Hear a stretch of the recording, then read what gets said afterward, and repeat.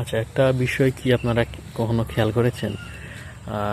2015 কিংবা 2016-তে আমরা কিছু ভিডিও দেখতাম, যেখানে হচ্ছে 2030 কিংবা 2026-এ কি হবে, বড় বড় হচ্ছে অট্টালিকা উঠবে, তারপরে হচ্ছে ওই গাড়ি হচ্ছে আকাশের মানে করবে, আকাশে হচ্ছে ফ্লাই করবে, এগুলা হচ্ছে খুব বেশি দেখাতো, ঠিক আছে? তো 2026 কিংবা 2027-এ এসে আসলে আমরা কিন্তু এগুলাই দেখতেছি। কিভাবে দেখতেছি? আপনি এআই কে বলে দেন, এআই কিন্তু আপনাকে এরকম একটা ভিডিও তৈরি করে দিবে, কিংবা এরকম একটা জগৎ তৈরি করে দিবে আপনাকে সহ, যে আপনি হচ্ছে ফ্লাই করতেছেন আকাশে, কিংবা আপনার শহরটা অনেক আধুনিক হয়ে গিয়েছে।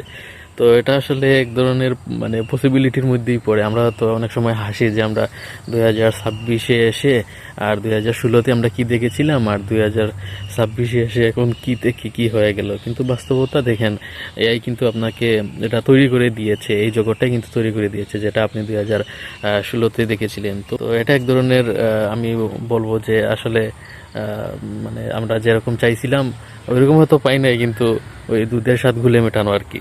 ধন্যবাদ।